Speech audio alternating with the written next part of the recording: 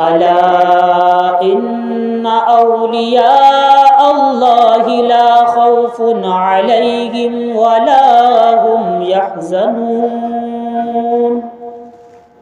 صدق الله العظيم وصدق رسوله النبي الكريم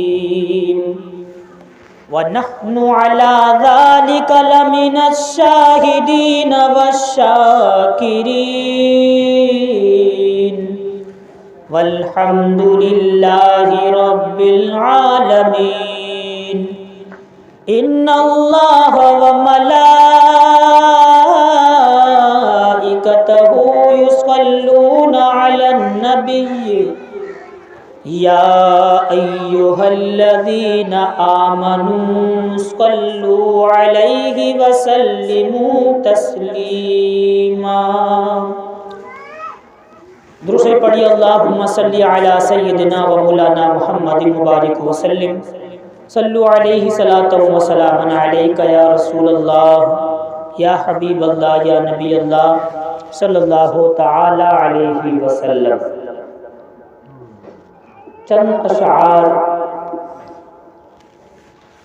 پیران پیر دستگیر روشن ضمیر رحمہ اللہ کی منقبت کے ملاحظہ فرمائیں۔ خدا کے فضل سے ہم پر ہے سایہ وہ سے اعظم کا، سامنے آ جائیں پیچھے ان کے سامنے۔ خدا کے فضل سے ہم پر ہے سایہ وہ سے اعظم کا، خدا کے فضل سے ہم پر ہے سایہ وہ سے اعظم کا، خدا کے فضل سے ہم پر ہے سایہ وہ سے اعظم کا، ہمیں دونوں جہاں میں ہے سہارا غوث اعظم کا، ہمیں دونوں جہاں میں ہے سہارا غوث اعظم کا، اور ہماری لاج کس کے ہاتھ ہے بغداد والے کے، مچل کر بولیے سبحان اللہ۔ ہماری لاج کس کے ہاتھ ہے بغداد والے کے، مصیبت ٹال دینا کام کس کا غوث اعظم کا، مصیبت ٹال دینا کام کس کا غوث اعظم کا۔ اور بڑا ہی پیارا شعر ملاحظہ فرمائیں۔ اور عزیز ہو کر چکو تیار جب میرے جنازے کو، عزیز ہو کر چکو تیار جب میرے جنازے کو، تو لکھ دینا کفن پر نام والا غوث اعظم کا، تو لکھ دینا کفن پر نام والا غوث اعظم کا۔ اللہ تبارک و تعالی کا لاکھ لاکھ شکر ہے کہ پروردگار عالم نے آج یہاں ہمیں ولیوں کی ذکر کرنے کی سعادت عطا فرمائی ہے، اور اللہ تبارک و تعالیٰ کا لاکھ لاکھ شکر ہے کہ پروردگار عالم نے ہمیں ایسی جماعت میں پیدا فرمایا کہ جس جماعت میں رب کائنات نے ولیوں کو پیدا فرمایا ہے۔ اور اللہ تبارک و تعالیٰ قرآن شریف کے اندر ارشاد فرماتا ہے الا ان اولیاء اللہ لا خوف علیہم ولا هم یحزنون، خبردار بے شک جو اللہ کے ولی ہیں، جو اللہ کے دوست ہیں، نہ انہیں کوئی غم ہے، نہ انہیں کوئی ڈر ہے، نہ انہیں کوئی خوف ہے، اور نہ ہی وہ غمگین ہوتے ہیں۔ توجہ کے ساتھ میں کچھ دیر گفتگو سماعت کریں۔ نہ ہی وہ غمگین ہوتے ہیں، لیکن جھگڑا اس بات کا نہیں ہے، جھگڑا اس بات کا ہے کہ لوگ ماننے پر آئیں تو شیطان کی طاقت کو مان لیں، کہ شیطان کی پاور اتنی ہے، شیطان کی طاقت اتنی ہے کہ انسان کے دل کے اندر چلا جاتا ہے، انسان کو بہکا دیتا ہے، وہ کچھ بھی بن سکتا ہے، جہاں تک انسان کی رسائی نہیں ہے وہاں تک وہ پہنچ جاتا ہے۔ عام انسان کی رسائی جہاں تک نہیں ہے وہاں تک شیطان پہنچ جاتا ہے، کبھی جن بن جاتا ہے، کبھی وہ سانپ بن جاتا ہے، کبھی وہ کچھ بن جاتا ہے۔ ماننے پر آئیں تو اللہ کے مخالفوں کی مان لیں، بات ہے کہ نہیں ہے؟ ماننے پر آئیں لوگ تو اللہ کے مخالف کی مان لیں، بھائی شیطان مخالف ہی تو ہے، اللہ کا ہی مخالف ہے اور انسانوں کا ہی مخالف ہے۔ ماننے پر آئیں تو مخالف کی مان لیں۔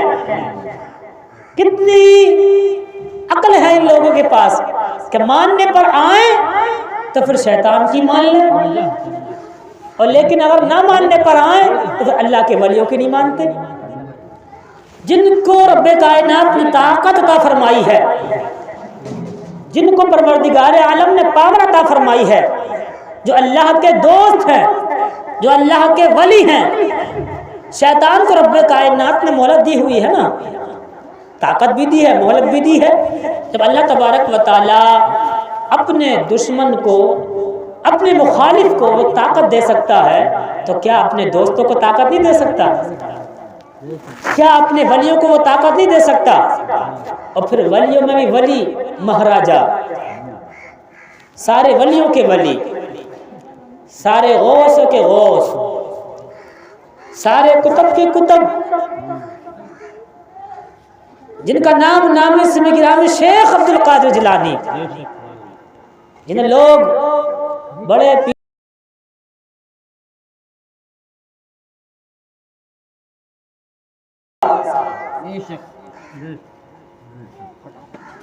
آج انشاءاللہ انہی کا ذکر ہے نا، انہی کا تذکرہ ہے۔ تو رب کائنات ارشاد فرماتا ہے الا ان اولیاء اللہ لا خوف علیہم ولا هم یحزنون، کہ رب کائنات نے یہاں خبردار فرما دیا، الا ان خبردار فرما دیا رب کائنات نے۔ آپ قرآن شریف اگر کھول کر دیکھیں تو نہ نماز کے لیے رب کائنات نے خبردار فرمایا کہ خبردار تم نماز پڑھو، نہ روزوں کے لیے رب کائنات نے فرمایا کہ تم روزے رکھو خبردار، نہ حج کے لیے فرمایا کہ خبردار تم حج کرو، نہ زکوٰۃ کے لیے رب کائنات نے فرمایا۔ حالانکہ یہ چیزیں فرض ہیں، لازم ہیں، ان کی نص قرآن سے ثابت ہے، لیکن رب کائنات نہ نماز کے لیے، نہ روزے کے لیے، نہ حج کے لیے، نہ زکوٰۃ کے لیے، نہ صدقے کے لیے، نہ فطرے کے لیے، نہ عمرے کے لیے، نہ اور کسی مستحبانہ عبادت کے لیے، نہ کسی نفلی عبادت کے لیے خبردار فرمایا۔ لیکن جب رب کائنات کے ولیوں کی باری آئی، جب اللہ تبارک و تعالیٰ کے دوستوں کی باری آئی، جب اس کے قریبی یاروں کی باری آئی، تو پھر رب کائنات نے خبردار کا بورڈ لگا دیا کہ خبردار جو اللہ کے ولی ہیں، جو اللہ کے دوست ہیں، جو اس کے محبوب ہیں، انہیں نہ تو کوئی خوف ہے، نہ انہیں کوئی غم ہے، اور نہ ہی وہ غمگین ہوتے ہیں، نہ انہیں کوئی ڈر ہے، نہ وہ رنجیدہ ہوتے ہیں۔ اگر وہ ڈرتے ہیں تو صرف پروردگار عالم سے، دنیا کے کسی بھی بادشاہ سے انہیں کوئی خطرہ نہیں ہے، دنیا کے کسی بھی لیڈر سے انہیں کوئی خطرہ ہوتا نہیں ہے، اور ہم تو قربان جائیں اپنی قسمتوں پر، ناز کریں ہم اپنے قسمتوں پر کہ رب کائنات نے ہماری جھولیوں میں یا ہمیں انہیں کی جھولیوں میں ڈال دیا ہے۔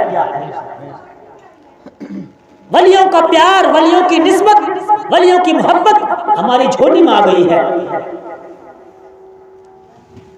اور بڑی بڑی شان والے رب کائنات نے اس امت میں ولی پیدا فرمائے۔ ہمارے فقہاء کرام فرماتے ہیں کہ پچھلی امت کے صحابی اور اس امت کے ولی برابر ہیں، اتنا مقام ہے اس امت کے ولیوں کا،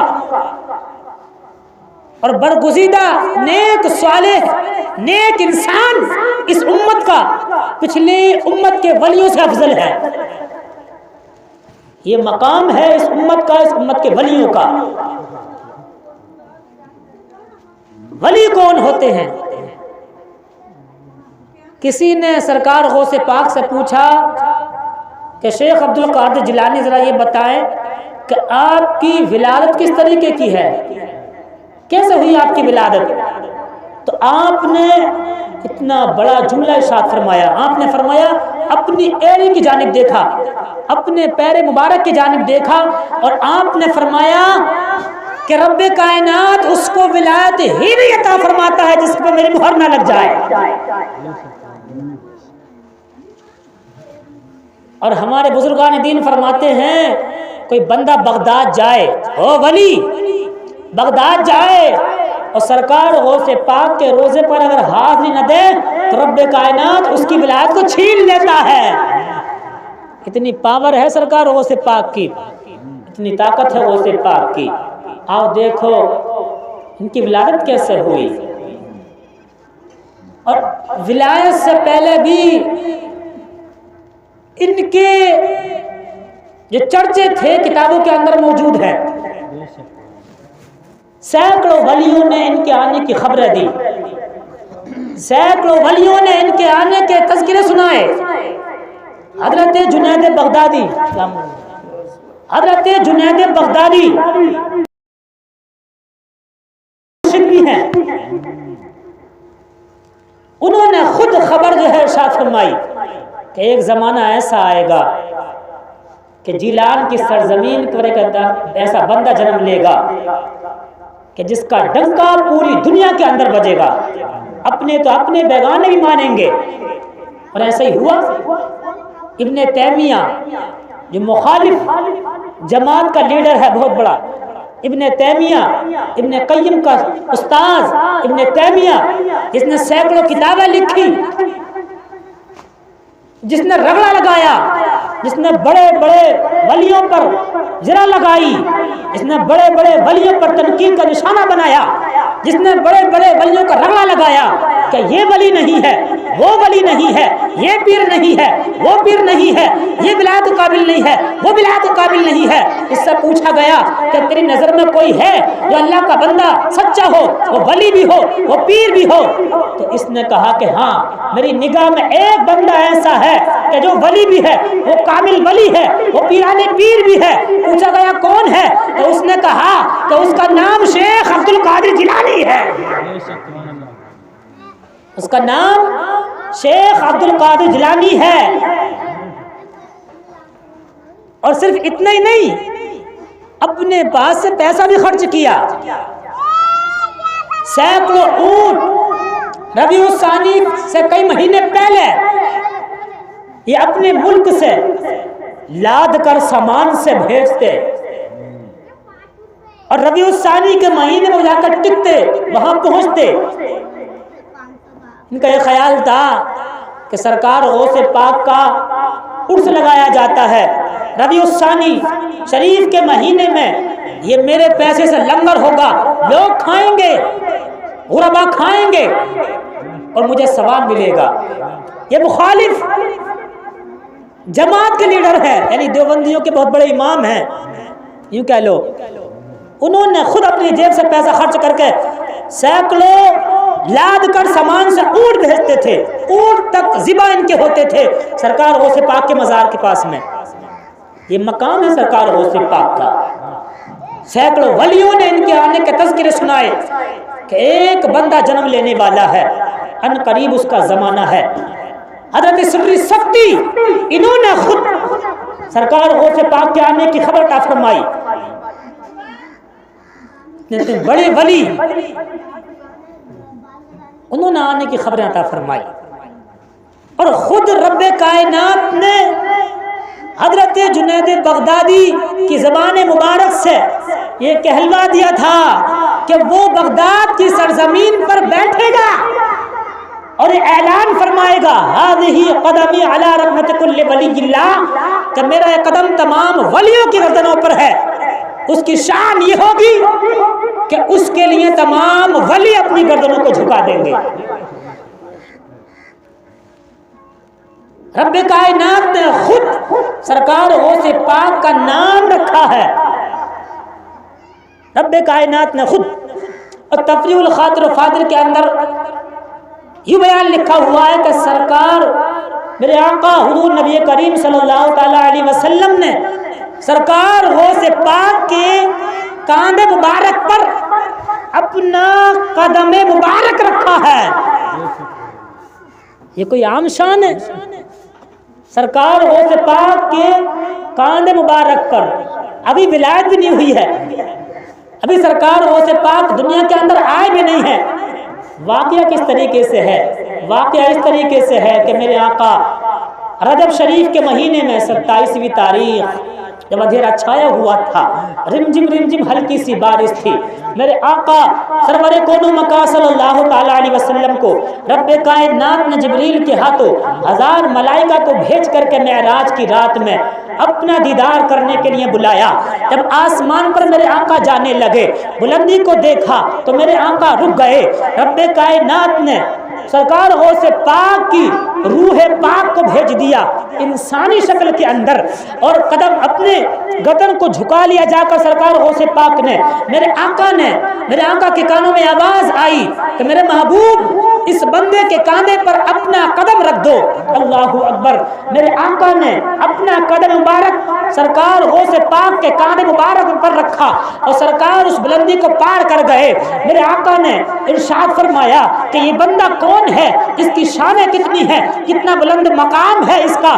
پروردگار سے عرض کرنے لگے اے رب قدیر، اس کی شان کیا ہے، اس کا نام کیا ہے، اس کی ذات کیا ہے، یہ کون بندہ ہے؟ رب کائنات نے ارشاد فرمایا اے میرے حبیب، یہ تمہاری اولاد میں سے ہے، یہ تمہارے خاندان میں سے ہے، یہ تمہاری اولاد میں سے ہوگا، اور ایک زمانہ ایسا آئے گا جیسا مقام ہم نے تمہارا نبیوں کے اندر رکھا ہے، ویسے ہی مقام ہم نے تمام ولیوں میں اس بندے کا یعنی کہ شیخ عبد القادر جیلانی کا رکھا ہے۔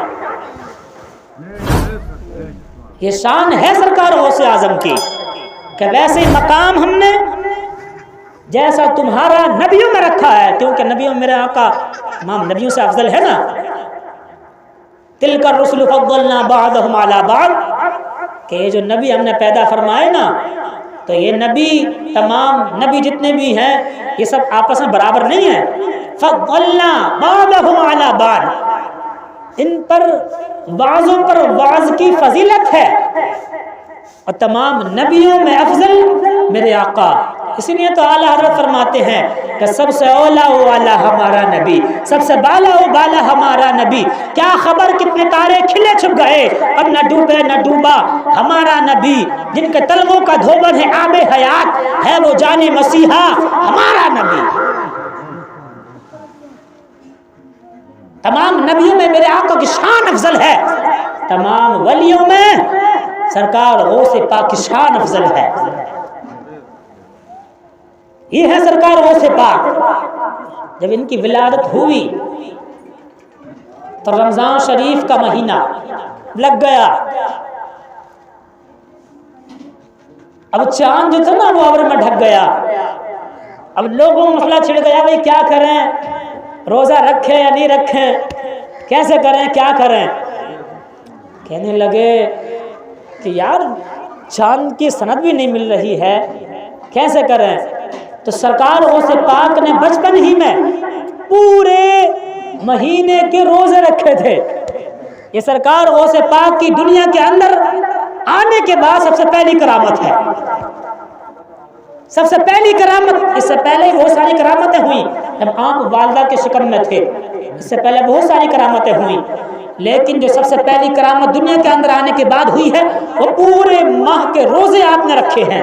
خدا کی قسم، ولی ہو تو ایسا، اور مادر ذات ولی ہیں آپ۔ رب کائنات نے دنیا کے اندر آنے کے بعد ان کو ولی نہیں بنایا، بلکہ آپ مادر ذات ولی ہیں، یعنی کہ رب کائنات نے ان کو ولی ہی پیدا فرمایا ہے، ماں کے شکم سے ہی آپ ولی ہے۔ اور رسول اللہ کے واقعات کے اندر یہ بات رکھی ہوئی ہے کہ سرکار غوث پاک 18 پاروں کے حافظ تھے۔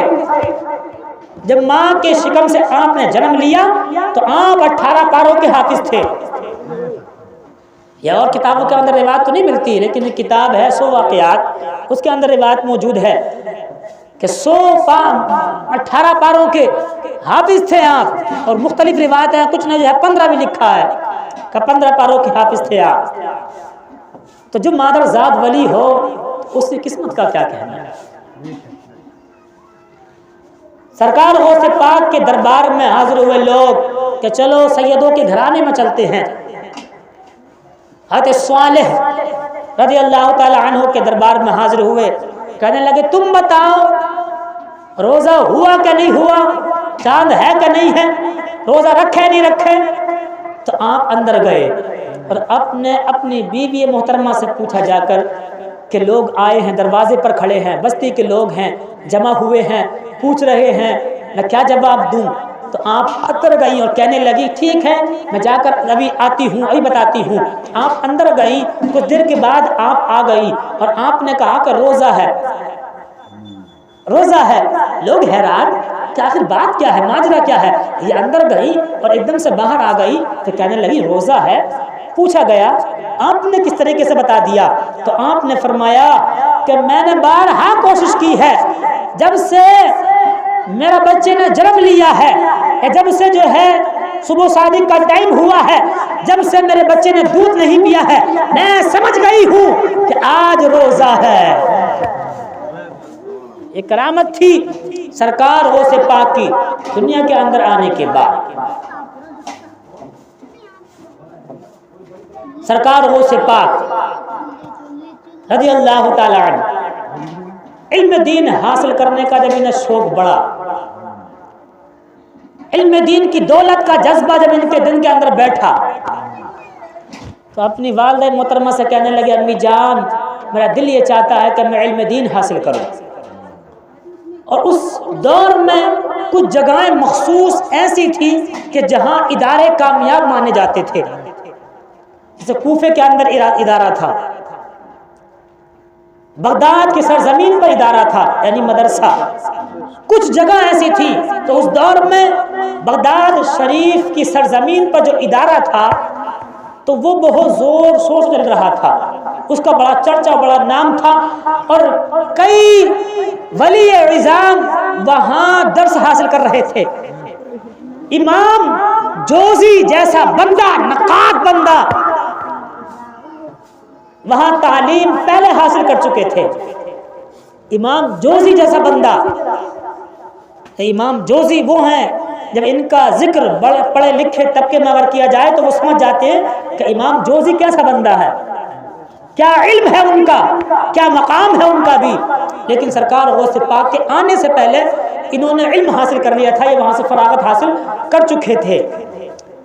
لیکن جس ٹائم سرکار غوث پاک نے علم دین حاصل کیا جا کر بغداد کی سرزمین پر، اس ٹائم کئی ولی آپ کے سامنے تعلیم حاصل کر رہے تھے۔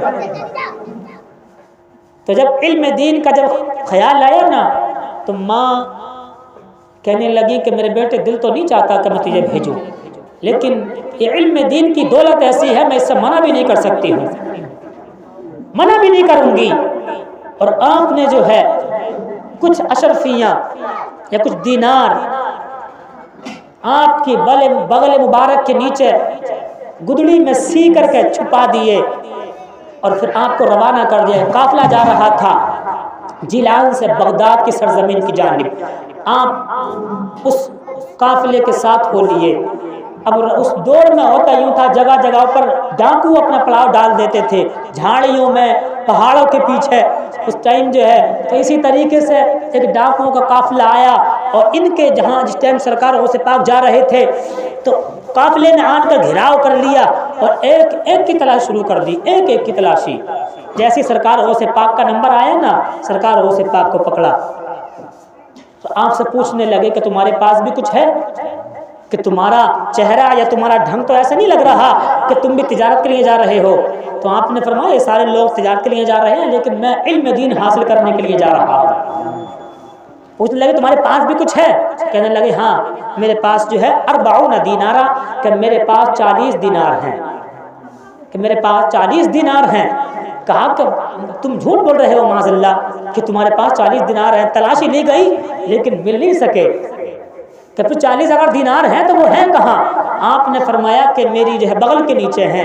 اب مسئلہ یہاں پر یوں ہوتا ہے کہ بغل کے نیچے تو چھپانے کا رواج ہی نہیں تھا، وہاں تو جیب ہی نہیں ہوتی بغل کے نیچے، سیٹے میں جیبیں ہوتی ہیں، یا اندر سینے پر جیب لگا لیتے ہیں یا باہر سینے پر جیب لگا لیتے ہیں۔ لیکن یہاں ماں نے جو شریعت کا تقاضا تھا وہ پورا فرما دیا، اور ماں نے کہہ دیا تھا کہ بیٹے جھوٹ نہ بولنا۔ اب یہاں پر دو مسئلے تھے، ایک تو یہ کہ پیسے کو چھپایا بھی تھا، جب پیسے کو چھپایا تھا آپ نے بتا کیوں دیا؟ تو ماں نے تو حفاظت کر دی تھی پیسے کی۔ تو یہاں پر ہمارے فقہ کرام فرماتے ہیں کہ دو مسئلے یوں کھڑے ہوتے ہیں کہ ایک شریعت تھی اور ایک یہاں پر جو ہے جھوٹ کا مسئلہ تھا کہ جھوٹ نہیں بولنا۔ ماں نے جو پیسے چھپائے تھے وہ شریعت کے مطابق چھپائے تھے کہ میرے بیٹے میں نے شریعت کے مطابق ان پیسوں کو چھپا دیا ہے، لیکن اگر کوئی تجھ سے کسی بات کو پوچھے تو جھوٹ نہ بولنا، یہ تقوی کا تقاضا تھا، یہ شریعت کی ایک ڈور بھی تھی۔ اب جب آپ سے پوچھا گیا کچھ پیسے ہیں تو پھر دونوں باتوں پر عمل ہو گیا۔ چھپانے کا بھی اگر کوئی پوچھتا نہیں تو آپ بتاتے نہیں، یہ ماں کی شریعت کا تقاضا ہو جاتا کہ شریعت پر عمل ہو جاتا۔ اور جب پوچھ لیا ہے تو پھر اب یہاں پر تقوی کی بھی حفاظت ہو جائے گی۔ آپ نے جھوٹ نہیں بولا ہے، آپ نے فرما دیا ہے کہ میرے پاس 40 دینار ہیں۔ لوگوں نے پکڑا، ڈاکو کے پاس لے گئے، سردار یہ بچہ کہتا ہے کہ میرے پاس 40 دینار ہیں، لیکن ہم نے اس کی تلاشی لے لی ہے، کوئی پیسہ نہیں ملا ہے، کوئی خزانہ نہیں ملا ہے، آپ پوچھ لیں۔ اللہ اکبر پیارے، جب وہ ڈاکو آیا پوچھنے لگا شیخ عبد القادر جیلانی تمہارے پاس بھی کچھ ہے؟ تو کہنے لگے ہاں میرے پاس 40 دینار ہیں۔ 40 دینار ہیں تو وہ ہے کہاں؟ آپ نے فوراً بغل کو اٹھا دیا، آپ نے ارشاد فرمایا دیکھ میرے پاس یہ ہے۔ دینار کو دیکھا تو گھبرا گیا، حیران رہ گیا اور کہنے لگا خدا کے بندے ذرا یہ تو بتا کہ تو نے ان پیسوں کو بتا کیوں دیا ہے؟ اگر نہیں بتاتا تو ہمیں پتہ نہیں چلتا، قیامت تک بھی ہمیں پتہ نہیں چلتا۔ آخر کار تیرے پیسے چھپے ہوئے تھے، تو یہ کہہ دیتا کہ میرے پاس کچھ نہیں ہے تو ہم تیری تلاشی نہ لیتے۔ اللہ پر پیارے، آپ نے ارشاد فرمایا سن، چلتے وقت میری ماں نے فرما دیا تھا کہ بیٹے ہرگز جھوٹ نہ بولنا، میں نے اپنی بات پر اپنی ماں کی بات پر عمل کیا ہے۔ خدا کی قسم اس کی آنکھوں میں آنسو آ گئے اور وہ فوراً ہاتھ پکڑ کر کھڑا ہو گیا اور کہنے لگا کہ میں تیری شان پر قربان، تیرے صدقے میں اور بندے خدا میں نے کتنے دنوں سے میں اس پروردگار عالم کی نافرمانی کر رہا ہوں، جھوٹ بول رہا ہوں، دغا بازیاں کر رہا ہوں، نہ جانے میں نے یہاں پر کتنوں کے قافلے لوٹے ہیں، نہ جانے میں نے یہاں پر کتنوں کا گھر اجاڑا ہے۔ میں توبہ کرتا ہوں تیرے ہاتھ کے ذریعے سے کہ رب کائنات میری خطاؤں کو معاف فرما دے، میں کتنا بڑا مجرم ہوں، میں کتنا بڑا پاپی ہوں۔ شیخ عبد القادر جیلانی نے راستے میں اسی کو کلمہ پڑھا کر کے مسلمان بنا دیا اور توبہ کرا دی، اپنے حلقے میں لے لیا۔ یہ تھی شان غوث اعظم کی۔ بغداد کی سرزمین پر جب آپ پہنچے خدا کی قسم لوگوں تو بغداد کی سرزمین مہک اٹھی جیسے کہ کسی کو نایاب ہیرا مل گیا ہو۔ بغداد کی سرزمین سے گنجے گنجے سے آواز آ رہی تھی کہ لوگوں ایسا ولی نے، ایسے ایک ولی نے قدم رکھ دیا ہے بغداد کی سرزمین پر کہ جس کا چرچا قیامت تو ہوگا، اور ایسے ولی نے قدم رکھ دیا ہے کہ جس کا ڈنکا قیامت تک بجتا رہے گا، اور جس مقام پر یہ بندہ فائز ہوگا کوئی بندہ اس مقام پر فائز نہیں ہوگا سوائے مہدی علیہ السلام کے، کوئی بندہ ایسا نہیں آئے گا۔ اللہ پر پیارے، سرکار غوث پاک علم دین حاصل کرتے رہے۔ سرکار غوث پاک نے خود ارشاد فرمایا کہ ایک دور وہ آیا کہ جو میرے پاس پیسے تھے وہ ختم ہو گئے، میرے پاس کچھ نہیں تھا کھانے کے کے لیے نہ کوئی پیسہ بچا، نہ کوئی روپیہ بچا، نہ کوئی دینار بچا. اب کھانے کا ذریعہ بھی ختم ہو چکا تھا، لیکن میں دین علم حاصل کر رہا تھا، میں تعلیم حاصل کرتا رہا، تعلیم حاصل کرتا رہا، پڑھتا رہا. آخر کار میں نے سوچا کہ لاؤ پیڑے کی چھال چھٹا چھٹا کر کھا لی جائے. آخر کار میں نے پیڑوں کی چھال چھٹا کر کھانا شروع کر دی. ایک وقت ایسا بھی آیا کہ میں نے دیکھا کہ پیڑوں کی چھالیں بھی چھٹ چکی تھی. میں نے دیکھا کہ لاؤ اب شہر کی جانب چلا جائے، ادھر کچھ مل جائے گا. اللہ پر پیارے سرکار غوث پاک جیسے ہی شہر کی جانب جاتے ہیں، 70 فقراء کرام آپ سے پہلے وہاں پر پہنچ چکے ہوتے ہیں. آپ پھر واپس آ جاتے ہیں، مسجد کے اندر جاتے ہیں، پیڑ بھوک بھوک کر رہا ہے. اللہ پر پیارے بھوک بھوک کی صدائیں بلند ہو رہی ہیں. آپ اللہ کی عبادت میں مشغول ہو جاتے ہیں، لیکن اللہ کا ذکر کر رہے ہیں. اتنے میں ایک اجنبی بندہ آتا ہے اور وہ روٹی رکا کر کھانے لگتا ہے. آپ نے فرمایا کہ کاش کہ میرا دل یہ چاہتا ہے یہ بندہ مجھ سے کہہ دیتا تو میں بھی روٹی کھا لیتا. اتنے میں اس نے آواز دے دی، آپ بندہ خدا تم بھی روٹی کھا لو. آپ نے ارشاد فرمایا نہیں بھائی تم روٹی کھاؤ، نہیں بھائی تم روٹی کھاؤ. آپ نے فرمایا نہیں آپ تم بھی روٹی کھا لو، آپ تم بھی کھانا کھا لو، نہیں آپ کھانا کھا لو. جب زیادہ اس بندے نے کہا تو سرکار غوث پاک چلے گئے. ابھی لقمہ اٹھایا ہی تھا تو اس بندہ وہ کہنے لگا کہ تم کسی کو جانتے ہو؟ کہا کس کو؟ کہا کہ اس کا نام شیخ عبد القادر جیلانی ہے اور میں اس کی تلاش میں آیا ہوں. جب میں اپنے گھر سے چلا تھا تو اس کی ماں نے کچھ دینار کچھ سونا دیا تھا اور کہا تھا میرا بچہ بغداد کی سرزمین پر تعلیم حاصل کر رہا ہے، لو اس کو یہ سونا دے دینا یا اشرفی دے دینا. اللہ پر پیارے آپ فرماتے ہیں کہ میں اس کی بات کو سنتا رہا، میں سمجھ تو گیا اور مجھ سے پتہ پوچھ رہا تھا وہ بندہ مجھے کہاں ملے گا. آپ نے ارشاد فرمایا پہلے آپ کھانا کھا لیں اس کا پتہ مل جائے گا. جب کھانا کھا چکے تو پھر آپ نے ارشاد فرمایا کہ جس بندے کو آپ تلاش کر رہے تھے وہ بندہ میں ہی ہوں. میرا نام ہی شیخ عبد القادر جیلانی ہے اور وہ میری ہی ماں ہے اور مجھے بڑا پیار کرتی ہے. اور لوگوں ماں تو ماں ہوتی ہے، ماں کا کلیجہ بڑا پیارا ہوتا ہے. ماں ایسی پیاری ماں ہوتی ہے کہ حضرت سلیمان علیہ السلام کا دور تھا. حضرت سلیمان علیہ السلام اپنے تخت پر بیٹھ کر کے ہوا میں سیر کر رہے تھے اور تخت مبارک آپ کا ہوا میں اڑ رہا تھا. سمندر کے کنارے جب وہ تخت چل رہا تھا تو موجیں اٹھ رہی تھی سمندر کے اندر سے، طغیانیں بن رہی تھی، لہریں بن رہی تھی. آپ کے دل میں خیال آیا کہ کاش میں ان لہروں کو دیکھ لیتا، کاش میں اس طغیانوں کو دیکھ لیتا کہ لہریں کہاں سے اٹھ رہی ہیں، یہ طغیان یا یہ موجیں کہاں سے بن رہی ہیں. اللہ اکبر. انہوں نے جو ہے اپنے مجمع کے اوپر ایک نگاہ ڈالی. ایک جن سے آپ نے فرمایا کیا تو دیکھ کر آ سکتا ہے کہ طغیانیاں یہ موجیں یہ لہریں سمندر کے اندر کہاں سے بن رہی ہیں؟ جن کہتا ہے حضور آپ کا حکم ہو تو میں کود جاؤں گا. آپ نے ارشاد فرمایا ٹھیک ہے. وہ سمندر کے اندر کود گیا. جب تہ میں جا کر کے دیکھا کہ بڑا ایک خوبصورت محل ہے، بڑا ایک پیارا محل ہے، چاروں طرف اس کے دروازے ہیں، دروازے بند ہیں. چکر لگایا واپس آ گیا، کہنے لگا حضور اس کا دروازہ بند تھا میں اندر نہیں جا سکا، لیکن میں نے دیکھا ہے بڑا خوبصورت ایک محل ہے. حضرت آصف برخیہ کو سلمان علیہ السلام نے فرمایا کہ آصف برخیہ تم جاؤ، تم دیکھ کر کے آؤ، اس کا دروازہ تم دیکھ کر کے آؤ. حضرت آصف برخیہ یہ ولی بھی ہیں اور سلیمان علیہ السلام کے صحابی بھی ہیں، صحابی بھی ہیں اور ولی بھی ہیں سلیمان علیہ السلام کے. آپ نے سمندر کے اندر چھلانگ لگا دی، کود لگا دی اور جیسے ہی آپ سمندر کی تہ میں پہنچے آپ نے دیکھا کہ وہ جن ٹھیک کہہ رہا تھا، بڑا خوبصورت محل ہے. آپ بھی واپس آ گئے. آپ نے ارشاد فرمایا، آپ کہنے لگے اے سلیمان علیہ السلام اگر آپ کچھ جنوں کو میرے ساتھ بھیج دیں تو پھر میں اس محل کو کنارے پر لے کر کے آ جاؤں گا. آپ نے ارشاد فرمایا ٹھیک ہے. کچھ جن ساتھ ہو لیے اور آپ نے اس محل کو اٹھایا اور کنارے پر لے آئے. سلیمان علیہ السلام نے دیکھا واقعی بڑا خوبصورت محل ہے، نہ وہ پانی کے اندر خراب ہوا، نہ بوسیدہ ہوا، نہ پانی کے اندر گلا ہے، نہ کوئی تبدیلی آئی ہے. بڑا اچھا بڑا خوبصورت محل ہے. چاروں طرف چکر لگایا. آپ جب دروازے کی جانب پہنچے دل میں خیال آیا کاش کہ میں اس کے اندر چلا جاتا اور میں اس کا دیدار کر لیتا، اندر سے دیکھ لیتا کیا اس کے اندر چیز ہے، کیا اس کے اندر سامان ہے. دروازہ اچانک سے کھل جاتا ہے. آپ کیا دیکھتے ہیں کہ ایک نوجوان ہے، اس کے اندر اللہ کی عبادت کر رہا ہے، ذکر میں مشغول ہے. آپ قریب جاتے ہیں، وہ آپ کو دیکھتے ہی سلام کرتا ہے، یا سلیمان علیہ السلام السلام علیکم. آپ حیران ہیں. آپ نے ارشاد فرمایا او بندہ خدا ذرا یہ تو بتا کہ تجھے میرا نام کیسے معلوم ہے، تجھے میرا نام کس نے بتا دیا ہے؟ وہ بندہ کہنے لگا اے سلیمان جس نے آپ کو یہاں پر آنے کا راستہ بتا دیا ہے اسی نے تمہارا مجھے نام بھی بتا دیا ہے.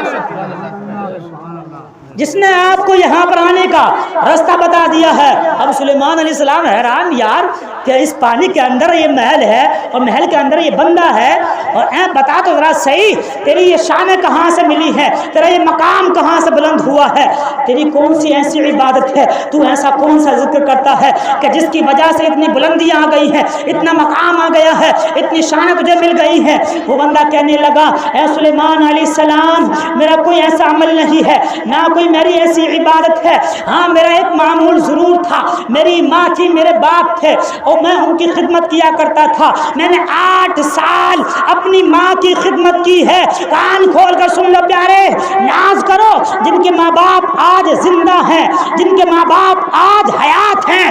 دنیا کے اندر کوئی دولت ہے سب سے بڑی تو وہ ماں ہے، اگر دنیا کے اندر سب سے بڑی کوئی دولت ہے تو وہ باپ ہے۔ جن کے باپ زندہ ہیں، جن کی ماں زندہ ہے، وہ بڑے خوش نصیب لوگ ہیں۔ ماں دعا جس کو دے دے اس بندے کا بیڑا پار ہو جاتا ہے۔ دنیا کے اندر بیٹا کہنے والے تو بہت سارے مل جائیں گے، لیکن دل سے دعا دینے والا کوئی ملتا ہے۔ پیسے لے کر دعا کرنے والے تو بہت سارے مل جائیں گے، لیکن فری میں راتوں کو اٹھ کر دعا دینے والا اگر کوئی ہے تو صرف وہ جذبہ وہ ماں کے اندر ہے، وہ تڑپ ماں کے اندر رکھی ہے، وہ تڑپ، وہ لذت، وہ چاہت، وہ درد باپ کے اندر رکھا ہے۔ رب کائنات نے ماں کے اندر ایک حصے پیار رکھا ہے، اور 70 درجے ماں سے زیادہ رب کائنات پیار فرماتا ہے۔ ذرا غور تو کرو پیارے، دنیا کے اندر اگر میزان قائم کیا جائے، ترازو قائم کیا جائے، اس کے 2 پلڑے ہوں، تمام زمینیں اس پر رکھ دی جائیں، تمام پہاڑ، تمام دریا، تمام چرند و پرند، تمام نباتات، حیدات، جمادات، تمام مخلوقات، عام انسان اس کے اوپر رکھ دیے جائیں، تمام الغرض کے تمام دریائی سمندری مخلوقات رکھ دی جائے، اور دوسرے پلڑے پر ماں کی محبت کو رکھا جائے، ماں کی ممتا کو تولا جائے، تو پلڑا ماں کی ممتا والا بھاری ہو جائے گا۔ ماں کی وہ دعا ہے کہ رب کائنات نے وہ اثر رکھا ہے ماں کی دعا کے اندر کہ بندے کو ولی بنا دیتی ہے۔ نہ جانے کتنے ولی ایسے گزرے ہیں کہ جو ماں کی دعاؤں سے ولی بنے ہیں، نہ جانے کتنے ولی دنیا کے اندر ایسے پیدا ہوئے کہ اگر ان کی ماں نے دعا کی ہے تو رب کائنات نے ان کو ولایت کے مقام عطا فرما دیے ہیں۔ ذرا غور تو کرو پیارے، سلیمان علیہ السلام نے یہ سوال رکھا تھا کہ ذرا بتا تو صحیح، اس محل کے اندر تو ہے تو صحیح، کیا تجھے پیاس نہیں لگتی، کیا تجھے بھوک نہیں لگتی؟ وہ کہتا ہے مجھے پیاس بھی لگتی ہے، مجھے بھوک بھی لگتی ہے، تو پھر تو کھاتا کیا ہے، تو پیتا کیا ہے، تجھے یہاں پر کھانا کون لا کر دیتا ہے؟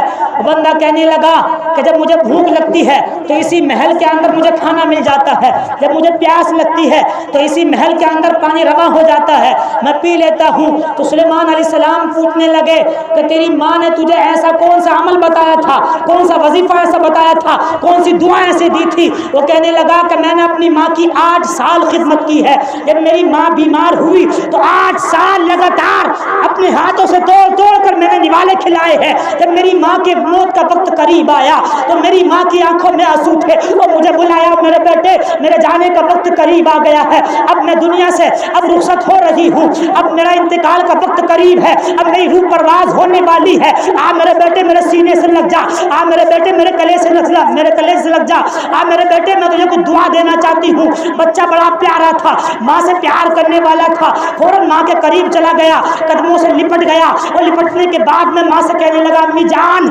تمہارے بعد ماں کس کو کہوں گا، تمہاری ممتا ایسی ممتا مجھے کس کے حق میں ملے گی؟ اے ماں مجھے آنچل، میرے سر پر آنچل رکھنے والا کون ہوگا؟ اے ماں مجھے پیار سے دیکھنے والا کون ہوگا؟ اے ماں راتوں کو اٹھ اٹھ کر مجھے میرا انتظار کرنے والا اب کون ہوگا؟ اے ماں مجھے اب دعا دینے والا کون ہوگا؟ اے ماں مجھے چھوڑ کر کے نہ جا، اے ماں مجھے اب مجھ سے رخصت نہ ہو۔ لیکن ماں کہتی ہے میرے بیٹے رب کائنات کا اٹل فیصلہ ہے، ہر جاندار چیز کو موت کا ذائقہ چکھنا ہے، اب مجھے میرے بیٹے جانا ہی ہوگا، لیکن تو نے میری بڑی خدمت کی ہے۔ آج ہم کیا ماں کی خدمت کرتے ہیں، ماں بیمار ہو جائے، ایک دن اگر کہے دوائی لے کر آ جا، تو ماں کی بات پر دوائی لے کر آ جائیں گے۔ دوسرے دن کہے ماں میرے بیٹے دوائی لے کر آ، تو دوائی لے کر آ جائیں گے۔ تیسرے دن اگر ماں باپ کہہ دے دوائی لے کر کے آ، تو پھر ہمارا جغرافیہ بھی بدل جاتا ہے، ہماری آنکھیں نکل آتی ہیں، ہمارے تیور چڑھ جاتے ہیں، ہماری آنکھوں میں آنسو نہیں، ہماری آنکھوں میں پھر خون کے قطرے ٹپک آتے ہیں کہ ماں بس یہی کام رہ گیا ہے، مجھے وقت نہیں ہے، مجھے ٹائم نہیں ہے، مجھے فلاں کام ہے، مجھے موبائل چلانے کا کام ہے، اے ماں مجھے کھیتی باڑی کا کام ہے، اے ماں مجھے بڑی مصروفیات کا کام ہے، مجھے فلاں جگہ جانا ہے، مجھے وہاں پر کام ہے۔ الغرض کہ جہاں تہاں کے یہ ٹائم نکال لیتا ہے، لیکن جب ماں باپ بیمار ہو جائیں تو پھر 2-3 دن خدمت کر لے گا، اس کے بعد خدمت کرنے کے لیے ٹائم نہیں ملتا ہے۔ آج رات دیکھ تو صحیح پیارے، رب کائنات نے ماں کی خدمت کرنے کی وجہ سے کتنا مقام عطا فرمایا ہے۔ اس ماں نے کہا تھا اے رب قدیر میرے اس بچے نے 8 سال خدمت کی ہے، 8 سال اس نے اپنے ہاتھ سے توڑ توڑ کر نوالے کھلائے ہیں، اے پروردگار میرے بیٹے کو ایسی عبادت کی لذت عطا فرما دے کہ اس کا دل عبادت میں لگ جائے، اور ایسی جگہ اس کو پہنچا دے کہ یہ عبادت ہی کرتا رہے۔ اب ماں کا انتقال ہو گیا، ماں کا اس نے دفن کر دیا، اس کے بعد باپ بیمار ہو گیا، باپ کی خدمت میں آ گیا، کئی سال باپ کی خدمت کی، باپ نے بیٹے کو پکارا اے میرے بیٹے قریب آ جا، اب میں بھی جانے لگا ہوں، اب میرا بھی انتقال کا وقت قریب ہے، اب میری بھی جان روح پرواز ہونے والی ہے، اب میں بھی جو ہے یہاں سے رخصت ہونے والا ہوں، آ میرے بیٹے آ، میں بھی تجھے کچھ دعا دے کر کے تیری عبادت کو محفوظ کرنا چاہتا ہوں، اے میرے بیٹے آ تو ذرا صحیح میرے گلے سے لگ جا، آ میرے بیٹے مجھے بتا تو صحیح تیری ماں نے تجھے کون سی دعا دی تھی۔ وہ بچہ قریب گیا اور باپ سے کہنے لگا اے باپ اگر کوئی گھرا کر کے دیکھتا تھا تو آپ اس کی آنکھیں نکال لیتے تھے، اے باپ اگر کوئی میرے اوپر تکلیف آتی تھی تو آپ فوراً اپنا سینہ پیش کر دیتے تھے، اے باپ آپ کی بڑا ساتھ تھا میرا، اے باپ کوئی تکلیف اگر میرے اوپر آتی تھی تو آپ آگے بڑھ جاتے تھے، اور لوگوں ماں تو وہ ماں ہوتی ہے، بچہ کیسا بھی ہو، کالا ہو کلوٹا ہو کیسا بھی ہو، لنگڑا ہو یا لولا ہو، تو ماں باپ اتنا پیار کرتے ہیں۔ کوئی ان سے پوچھے تو ذرا صحیح اے ماں یہ تیرا بچہ تو کالا بھی ہے، کلوٹا بھی ہے، لنگڑا بھی ہے، لولا بھی ہے، یہ بہرا بھی ہے، یہ کانا بھی ہے، لیکن تو اس کو کبھی سونا کہہ رہی ہے، کبھی چاند کہہ رہی ہے، کبھی تو اسے ہیرا کہہ رہی ہے، کبھی تو اس کو سورج کہہ رہی ہے، کبھی تو نور کہہ رہی ہے، کبھی دل کا قرار کہہ رہی ہے، لیکن تجھے اس میں کیا نظر آ رہا ہے؟ تو ماں باپ کہتے ہوئے نظر آتے ہیں۔ اے لوگوں تم نے اپنی نگاہ سے دیکھا تھا، تم نے دنیا داری کی نگاہ سے دیکھا تھا، کاش کہ تم ایک ماں باپ کی نگاہ سے ایک اولاد کو دیکھ لیتے تو تمہیں اس میں ممتا ہی ممتا نظر آتی، تمہیں میرا بیٹا سونا بھی نظر آتا، چاند بھی نظر آتا، اس میں ہیرا بھی نظر آتا۔ اور لوگوں ماں تو وہ ماں ہوتی ہے۔ باپ نے دعا کرنا شروع کر دی اے پروردگار عالم اور میں بھی تیری بارگاہ میں آنے لگا ہوں، میرا بھی موت کا وقت قریب ہے، انتقال کا وقت قریب ہے، اے پروردگار عالم میرے بچے کو ایسی جگہ عبادت کی توفیق عطا فرما جہاں کہ اس کو شیطان نہ بہکا سکے، جہاں کہ شیطان نہ پہنچ سکے۔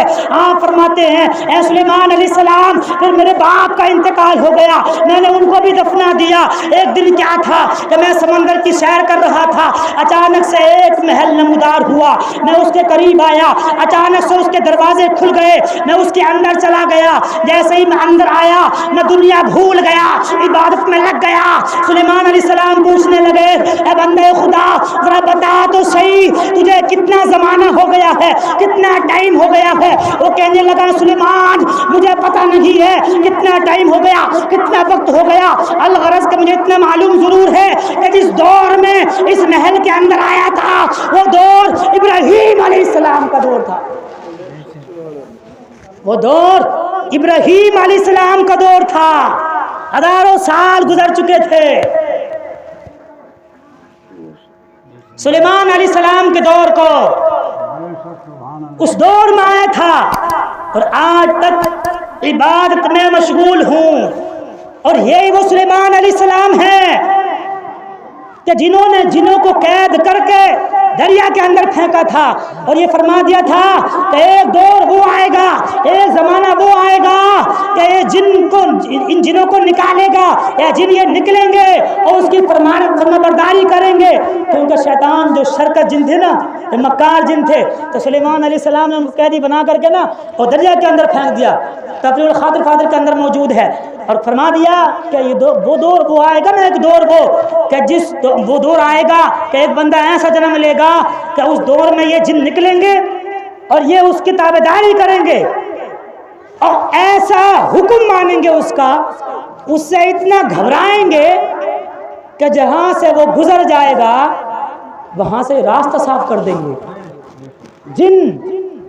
اور کافی روایتیں، کافی واقعات جنوں کے اوپر ایسے ملتے ہیں دیکھنے کو کہ جنہوں نے خود تابعداری کی ہے۔ ایک آدمی نے جن کا علم حاصل کر لیا، عمل کر لیا، جن کو قبضے میں کر لیا، اور وہ مار وظیفے تھک گیا، مار وظیفے کہنے لگا یار اس سے پہلے کبھی ایسا ہوا ہی نہیں تھا کہ جب بھی میں وظیفہ پڑھتا فوراً جن حاضر ہو جاتا، لیکن آخرکار آج کیا بات ہے، آج جن حاضر کیوں نہیں ہو رہا، آج جن کہاں چلا گیا ہے، مار پھونکا، مار وظیفے تھک گیا، لیکن جن حاضر نہیں ہوتا۔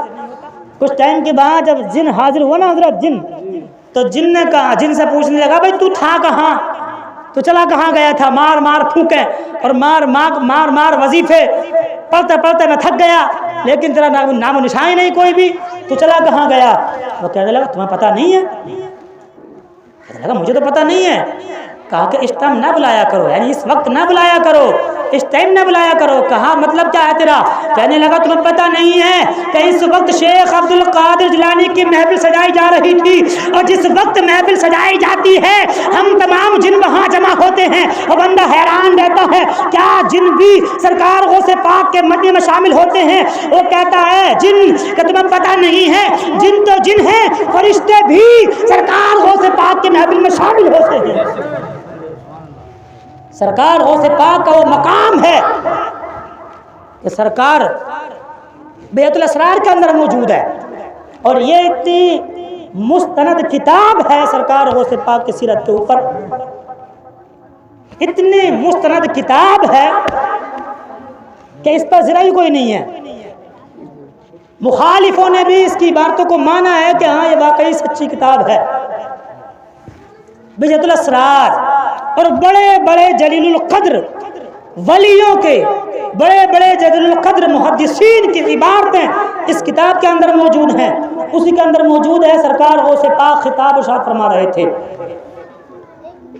چیل آئی چیل اور وہ مجمع کے اوپر گھومنے لگی، آپ نے نگاہ اٹھائی چیل کی جانب، حکم دیکھیں آپ کا، طاقت دیکھیں آپ کی، پاور دیکھیں، آپ نے نگاہ اٹھائی چیل کی جانب اور آپ نے ہوا کو حکم فرمایا کہ اے ہوا اس چیل کو پکڑ لے، اس چیل کو پکڑ لے۔ ہوا کو حکم فرمایا، چیل کو یا پرندے کو ہوا نے ایسا پکڑا اس کا دھڑ الگ کر دیا اور سر الگ کر دیا، کیونکہ وہ مجمع کو منتشر کر رہی تھی، مجمع کو جو ہے بخیر رہی تھی۔ آپ نے ارشاد فرمایا ہوا اس کو پکڑ لے، اور ایسا پکڑا ہوا نے آپ کے حکم پر کہ دھڑ الگ ہو گیا، سر الگ ہو گیا۔ جب آپ نے تقریر ختم کی تو آپ چیل کے قریب گئے، آپ نے دھڑ کو اٹھایا، سر کو اٹھایا، دونوں کو آپس میں ملا دیا اور آپ نے پھونک ماری، کم باذن اللہ، اللہ کے حکم سے زندہ ہو جا۔ وہ پھڑا کر اڑی اور پھر پرواز ہو گئی، اور آپ نے ارشاد فرمایا جب ہم تقریر کیا کریں تو شور نہ مچایا کر، شور نہ مچایا کر، اللہ کے ذکر کے لیے میں لوگوں کو جمع کرتا ہوں وہ تو بخیر دیتی ہے، میں لوگوں کو جمع کرتا ہوں وہ تو بخیر دیتی ہے۔ ایسے ہی ایک عبارت اور ملتی ہے، سرکار غوث پاک خطاب ارشاد فرما رہے تھے اور اچانک سے بارش آ گئی، بارش۔ آپ نے دعا کی رب قدیر میں تیرے بندوں کو واعظ و نصیحت کی باتیں بتا رہا ہوں اے پروردگار عالم، اور یہاں پر مجمع کے اوپر بارش برس رہی ہے اور یہ لوگ منتشر ہو رہے ہیں۔ آپ نے دعا کی، رب کائنات نے مجمع کے اور پاس بارش برسائی لیکن مجمع کے اوپر بارش نہیں برسی۔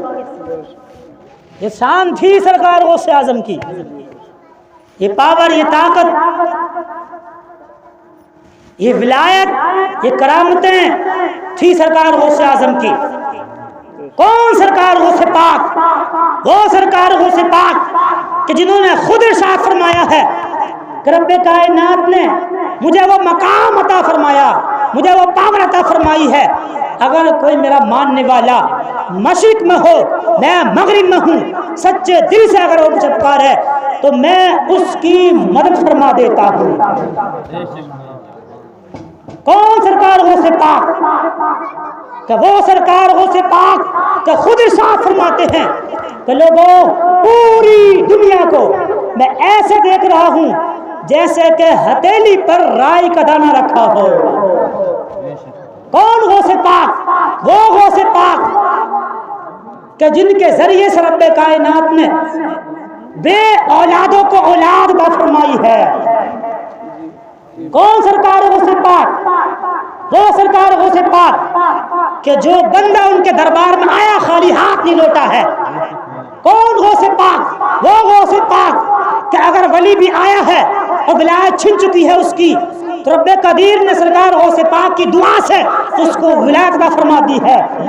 وہ سرکار غوث پاک. کون سرکار غوث پاک؟ وہ سرکار غوث پاک کہ جن کی دعا سے رب قدیر نے آدھی امت کو بخشنے کا وعدہ فرما لیا ہے. کون غوث پاک؟ آخری لمحات ہے. کون سرکار غوث پاک؟ وہ سرکار غوث پاک جو ماں کے شکم کے اندر تھے، ماں کے پیٹ کے اندر تھے، تب بھی ان کی کرامتیں ظاہر ہوئی ہیں اور ماں کو تکلیفوں سے بچایا ہے. وہ سرکار غوث پاک. کون سرکار غوث پاک؟ وہ سرکار غوث پاک کہ جو حسنی بھی ہیں وہ حسینی بھی ہیں. کون سرکار غوث پاک؟ وہ سرکار غوث پاک کہ جنہوں نے خود ارشاد فرمایا ہے کہ رب کائنات کی میں نے عبادت اتنی کی ہے کہ رب کائنات نے خود ارشاد فرمایا ہے، اے میرے بندے شیخ عبد القادر جیلانی تو چاہتا کیا ہے؟ رب قدیر سے عرض کرنے لگے پروردگار میں یہ چاہتا ہوں کہ میرے ماننے والے میرے پیچھے پیچھے جائیں اور میں آگے آگے ان کو جنت کو اندر لے کر کے جاؤں. وہ سرکار غوث پاک. کون سرکار غوث پاک؟ وہ سرکار غوث پاک کہ جن کو میرے آقا نے دعائیں ارشاد فرمائی ہیں. وہ سرکار غوث پاک. کون سرکار غوث پاک؟ وہ سرکار غوث پاک کہ جن کے لیے مہاراجا شیخ عبد القادر جیلانی کے لیے مہاراجا، راجا و مہاراجا، ہند کے مہاراجا، ولیوں کے بھی مہاراجا ہیں آپ، اور سرکار غوث پاک بھی ہیں. کون؟ خواجہ خواجگاں ہے جنہوں نے اپنی گردن کو جھکا لیا. اتنے بڑی نقاد ولی انہوں نے اپنی گردن کو جھکا لیا. وہ سرکار غوث پاک. کون سرکار غوث پاک کہ جن کے باپ کا تقویٰ یہ ہے کہ ایک سیب ملے تو اس کی سزا کے لیے باغ کے اندر پہنچ جائیں. وہ سرکار غوث پاک. کون سرکار غوث پاک کہ دنیا کے اندر آئے تو پورے مہینے کے روزے رکھیں. وہ سرکار غوث پاک. کون سرکار غوث پاک کہ وہ سرکار غوث پاک کے جن کے لیے اعلان کر دیا گیا ہو کہ جہاں جہاں جو ولی ہے اپنی گردنوں کو جھکا لے. ماں کے شکم کے اندر ہے. شیخ محقق محدث دہلوی اخبار الاخیار کے اندر شاہ فرماتے ہیں کہ کون غوث پاک؟ کہ وہ غوث پاک کہ اگر جو ولی ماں کے شکم کے اندر تھے تو ماں کے شکم کے اندر اپنی گردنوں کو جھکا دیا تھا. وہ سرکار غوث پاک. کون سرکار غوث پاک؟ بات لمبی پڑ جائے گی، بس یہیں پر انشاءاللہ میں اختتام کرتا ہوں. رب کائنات نے ارشاد فرمایا الا ان اولیاء اللہ لا خوف علیہم ولا هم یحزنون. خبردار، بے شک جو اللہ کے ولی ہیں، جو اللہ کے دوست ہیں، جو اللہ کے قریبی ہیں، نہ انہیں کوئی غم ہے، نہ انہیں کوئی خطرہ ہے، نہ وہ غمگین ہوتے ہیں. نگاہ ولی میں وہ تاثیر دیکھی، بدلتی ہزاروں کی تقدیر دیکھی. یہ اللہ حوالے ہیں، دیتے ہیں سب کچھ، لیکن ان سے چاہیے مانگنے کا ڈھنگ کچھ. وآخر دعوانا ان الحمد للہ رب العالمین. السلام علیکم ورحمۃ اللہ وبرکاتہ.